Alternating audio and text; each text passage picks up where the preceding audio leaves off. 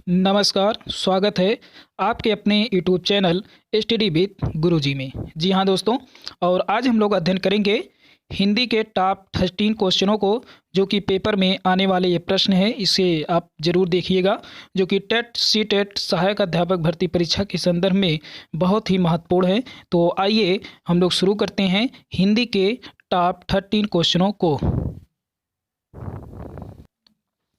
तो इसमें पहला प्रश्न है, देखिएगा दोस्तों, कह रहा है कि भाषा शब्द की उत्पत्ति संस्कृत के किस धातु से हुई है। आपके विकल्प हैं भास, भास, भास या फिर भाषा। तो यहाँ पे देखिएगा, ये जो सी वाला विकल्प है जिसमें खट्टी सा वाला सा है, यही आपका विकल्प सही होगा कि भास धातु से हुई है। तो यहाँ पे सी वाला विकल्प एकदम सही हो जाएगा। आइए इसी क्रम में आगे बढ़ेंगे।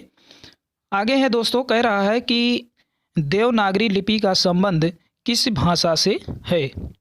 आपके विकल्प हैं पंजाबी, बांग्ला, उर्दू या फिर हिंदी।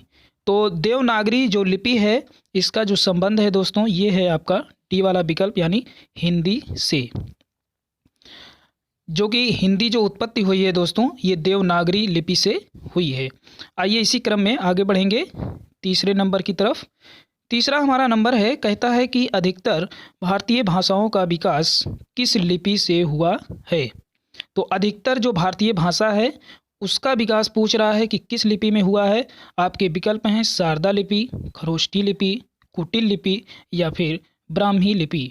तो यहाँ पे डी वाला विकल्प एकदम सही हो जाएगा कि ब्राह्मी लिपि में। दोस्तों, ये वीडियो आप लोगों को अच्छा लगे तो अधिक से अधिक लाइक करें और शेयर भी करें तथा कमेंट करना न भूलें। तो आइए चौथे क्वेश्चन की तरफ चलते हैं। चौथा हमारा क्वेश्चन है कि हिंदी का मूल उत्पत्ति किससे हुई है। आपके विकल्प हैं लौकिक संस्कृत, वैदिक संस्कृत, मागधी या फिर पाली।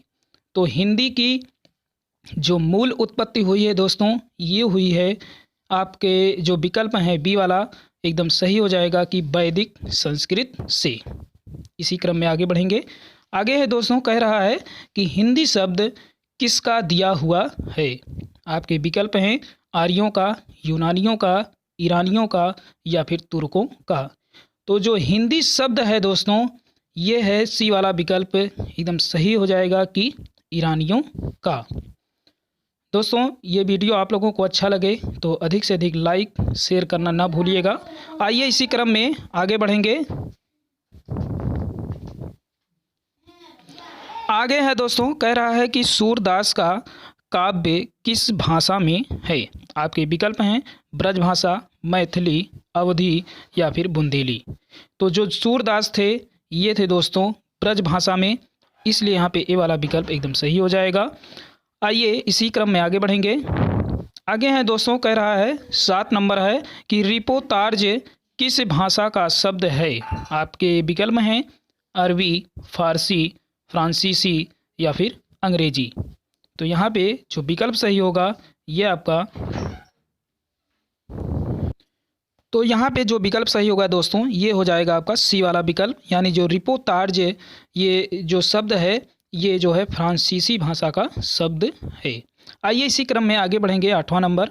8वां नंबर है दोस्तों, कह रहा है कि संविधान के किस अनुच्छेद में कहा गया है कि संघ की राजभाषा हिंदी और लिपि देवनागरी होगी। आपके ऑप्शन है 343, 344, 345 या फिर 346।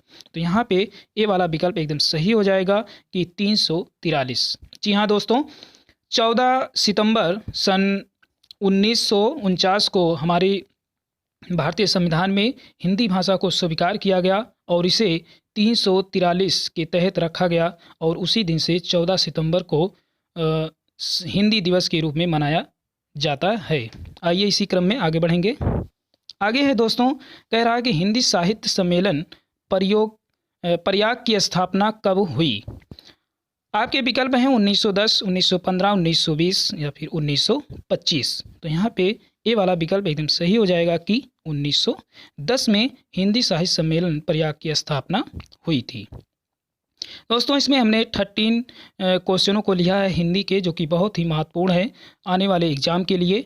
तो आप लोग देखते ही रहिए स्टडी विद गुरुजी। आइए इसी क्रम में आगे बढ़ेंगे और 10 नंबर की बात करेंगे। 10 नंबर में है, कह रहा है कि हिंदी के अतिरिक्त इनमें से कौन सी भाषा देवनागरी में लिखी जाती है। यानी हिंदी के अतिरिक्त की बात कर रहा है। आपके विकल्प हैं पंजाबी, उर्दू, मराठी या फिर बंगाली। तो यहाँ पे जो विकल्प सही होगा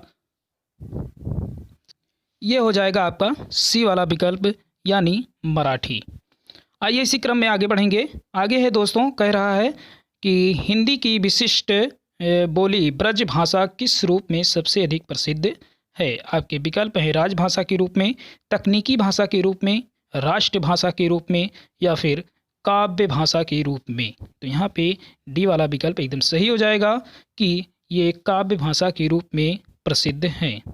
आइए इसी क्रम में आगे बढ़ेंगे और 12 नंबर को देखेंगे। कह रहा है कि निम्नलिखित में से कौन सी बोली अथवा भाषा हिंदी के अंतर्गत नहीं आती है। तो कौन सी बोली है जो भाषा हिंदी के अंतर्गत नहीं आती है। यह है आपका विकल्प है कन्नौजी, बांगरू, तेलुगु या फिर अवधी। यहाँ पे ए वाला विकल्प एकदम सही हो जाएगा कि कन्नौजी। आइए इसी क्रम में आगे बढ़ेंगे और 13 नंबर को देखेंगे। 13 नंबर है हमारा, कह रहा है कि वर्तमान हिंदी का प्रचलित रूप है। आपके विकल्प हैं अवधी, ब्रजभाषा, खड़ी बोली या फिर देवनागरी। तो यहाँ पे सी वाला विकल्प एकदम सही हो जाएगा कि खड़ी बोली। वर्तमान में जो हिंदी का जो प्रचलित रूप है दोस्तों, ये है आपका खड़ी बोली। ये इसी क्रम में आगे बढ़ेंगे और 14 नंबर को देखेंगे। दोस्तों यह वीडियो आप लोगों को अच्छा लगे तो अधिक से अधिक लाइक करें, शेयर करें और अपने मित्रों के पास भी भेजते रहें और देखते रहें स्टडी विद गुरुजी, जो कि यहाँ से हर परीक्षाओं की तैयारी कराई जाती है। 14 नंबर है कि हिंदी भाषा की बोलियों के वर्गीकरण के आधार पर छत्तीसगढ़ी बोली है। तो हिंदी भाषा की बोलियों के वर्गीकरण के आधार पर छत्तीसगढ़ी बोली कौन सी है। आपके विकल्प हैं पूर्वी हिंदी, पश्चिमी हिंदी, पहाड़ी हिंदी या फिर राजस्थानी हिंदी। तो यहाँ पे ए वाला विकल्प एकदम सही हो जाएगा कि पूर्वी हिंदी, यानी पूरब की हिंदी। आइए इसी क्रम में आगे बढ़ेंगे। आगे है दोस्तों, कह रहा है कि ब्रज बोली नाम से जानी जाती है। आपके विकल्प हैं पंजाबी, मराठी, गुजराती या फिर पुरानी बांग्ला। तो यहाँ पे डी वाला विकल्प एकदम सही हो जाएगा कि पुरानी बांग्ला के नाम से ब्रज बोली जो है जानी जाती है।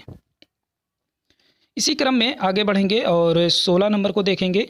16 नंबर हमारा कहता है कि भाषा के लिए हिंदवी शब्द का प्रयोग सबसे पहले किसने किया। आपके विकल्प हैं नरपति नाल, अमीर खुसरो, सरहप्पा या फिर शालिभद्र सूरी। तो यहाँ पे बी वाला विकल्प एकदम सही हो जाएगा कि जो भाषा के लिए हिंदवी शब्द का प्रयोग जिन्होंने किया था उनका नाम है अमीर खुसरो। तो इन्होंने सबसे पहले इसका पहल किया था। आइए इसी क्रम में आगे बढ़ेंगे और 17 नंबर देखेंगे। 17 नंबर हमारा कन्नौजी किस उपभाषा वर्ग में आती है। आपके विकल्प हैं बिहारी, राजस्थानी, पूर्वी हिंदी या फिर पश्चिमी हिंदी। तो ये आपका डी वाला विकल्प एकदम सही हो जाएगा। जो कन्नौजी है ये आपका पश्चिमी हिंदी के अंतर्गत आता है। आइए इसी क्रम में आगे बढ़ेंगे और आगे है हमारा 18 नंबर। कह रहा है कि भाषा के अर्थ में हिंदुस्तानी शब्द का प्रयोग कब से मिलता है। आपके विकल्प हैं 13वीं सदी, 17वीं सदी, 18वीं सदी या फिर 15वीं सदी। तो यहाँ का जो विकल्प सही होगा दोस्तों, तो ये जो विकल्प सही होगा दोस्तों ये हो जाएगा आपका डी वाला विकल्प, यानी 15वीं सदी। आइए इसी क्रम में आगे बढ़ेंगे और 19 नंबर देखेंगे। 19 नंबर है दोस्तों, कह रहा है कि हिंदी भाषा और साहित्य के लेखक हैं। आपके विकल्प हैं आचार्य शुक्ल, भोलानाथ तिवारी, आचार्य द्विवेदी, श्याम सुंदर दास। यहाँ पे डी वाला विकल्प एकदम सही हो जाएगा कि हिंदी भाषा और साहित्य के जो लेखक हैं ये हैं आपके श्याम सुंदर दास। आइए इसी क्रम में 20 नंबर को देखेंगे। 20 नंबर है, कह रहा है कि हिंदी भाषा का इतिहास पुस्तक के लेखक हैं। यानी हिंदी भाषा का इतिहास पुस्तक के लेखक कौन हैं। आपके विकल्प हैं आचार्य शुक्ल, धीरेन्द्र वर्मा, भारतेंद्र या फिर हजारी प्रसाद जी। तो यहाँ पे धीरेन्द्र वर्मा जी हो जाएंगे और जबकि इसका आंसर भी आप लोगों को दिखाई पड़ रहा होगा, इसलिए यहाँ पे बी वाला विकल्प एकदम सही हो जाएगा। आइए इसी क्रम में 21 नंबर देखेंगे। 21 नंबर हमारा, कह रहा है कि वीरों ने देश के हेतु बलिदान दे दिया में कौन सा कारक है। तो आपके विकल्प हैं कर्ता कारक, करण कारक, संप्रदान कारक या फिर अपादान कारक। तो इसमें देखिएगा, तो यहाँ पे आपका सी वाला विकल्प एकदम सही हो जाएगा कि संप्रदान कारक है। आइए इसी क्रम में आगे बढ़ेंगे। आगे है दोस्तों हमारा 22 नंबर। 22 नंबर है कि जिस वस्तु पर क्रिया के व्यापार का फल पड़ता है उसे सूचित करने वाला संज्ञा रूप को कौन सा कारक कहा जाता है। कर्ता कारक, कर्म कारक, अपादान कारक या फिर संप्रदान कारक। तो यहाँ पे आपका हो जाएगा, तो यहाँ पे आपका जो विकल्प सही होगा ये हो जाएगा आपका बी वाला विकल्प, यानी यहाँ पे बी वाला विकल्प सही हो जाएगा कर्म कारक। आइए इसी क्रम में आगे बढ़ेंगे और 23 नंबर देखेंगे। 23 नंबर है हमारा कि देवेंद्र मैदान में खेल रहा है, पंक्ति में कौन सा कारक है। आपके विकल्प हैं कर्म कारक, संबंध कारक, अपादान कारक या फिर अधिकरण कारक। तो यहाँ पे आपका डी वाला विकल्प एकदम सही हो जाएगा कि अधिकरण कारक। तो देवेंद्र मैदान में खेल रहा है, तो इस पंक्ति में जो हो जाएगा आपका अधिकरण कारक, यानी जो अधिकरण होता है उसमें में या पर आता है। कह रहा है कि किस कर्म में संप्रदान कारक का सही प्रयोग हुआ है। आपके विकल्प हैं बच्चों के लिए मिठाई लाओ, हाथ से घड़ी गिर गई, हिमालय से नदी निकलती है, आसमान का रंग नीला है। तो यहाँ पे देखिएगा ए वाला जो विकल्प है कि बच्चों के लिए मिठाई लाओ, यानी ए वाला विकल्प एकदम सही हो जाएगा। आइए इसी क्रम में आगे बढ़ेंगे और 26 नंबर को देखेंगे। तो इसमें देखिएगा कह रहा है कि क्रिया का प्रभाव या फल जिस संज्ञा या सर्वनाम पर पड़ता है उसे कौन सा कारक कहते हैं। आपके विकल्प हैं कर्ता कारक, अपादान कारक, संप्रदान कारक या फिर कर्म कारक। तो यहाँ पे डी वाला विकल्प एकदम सही हो जाएगा कि कर्म कारक कहते हैं। आइए इसी क्रम में आगे बढ़ेंगे और 27 नंबर को देखेंगे। 27 नंबर है हमारा कि अमेरिका ने भारत को आर्थिक सहायता दी में कौन सा कारक है। आपके विकल्प हैं कर्ता कारक, अपादान कारक, संप्रदान कारक या फिर संबंध कारक। तो यहाँ पे आपका सी वाला विकल्प एकदम सही हो जाएगा कि संप्रदान कारक, यानी सी वाला विकल्प सही है। आइए इसी क्रम में आगे बढ़ेंगे और 28 नंबर देखेंगे। 28 नंबर हमारा कह रहा कि अपादान कारक का उदाहरण नहीं है। तो अपादान कारक का उदाहरण नहीं है, नहीं शब्द इसको ध्यान दीजिएगा। तो आइए देखते हैं। कह रहा ए वाला विकल्प कि सुरेश से मोहन छोटा है, मैं आज से पढ़ाई करूँगा, गंगा हिमालय से निकलती है, राजा ने मंत्री से कहा। तो यहाँ पे डी वाला विकल्प एकदम सही हो जाएगा कि राजा ने मंत्री से कहा। ये अपादान कारक का उदाहरण नहीं है। आइए 29 नंबर देखते हैं। 29 नंबर है दोस्तों कि किस क्रम में अपादान कारक है। तो किस क्रम में है। विकल्प है राम को घर से निकाला, वह कलम से पत्र लिखता है, रमेश कार से विद्यालय गया, यह साड़ी रमेश से बनी है, रेशम से बनी है, सॉरी इसको देखिएगा, ये जो है रेशम है, रेशम से बनी है। तो यहाँ पे ए वाला विकल्प एकदम सही हो जाएगा कि राम को घर से निकाला इसी क्रम में अपादान कारक है। आइए इसी क्रम में आखिरी और अंतिम क्वेश्चन देखेंगे हम। अंतिम हमारा कह रहा कि राम कलम से लिखता है, इस वाक्य में कर्ता के अतिरिक्त और कौन सा कारक है। तो राम कलम से लिखता है, यहाँ पे देखिएगा कर्म कारक, अपादान, करण या फिर संबंध, इसलिए यहाँ पे सी वाला विकल्प एकदम सही हो जाएगा कि करण कारक है। तो दोस्तों ये था हिंदी के टॉप 13 क्वेश्चन जो कि अभी आपने देखा। तो दोस्तों आप भी हमसे जुड़ सकते हैं सिर्फ और सिर्फ स्टडी विद गुरुजी में।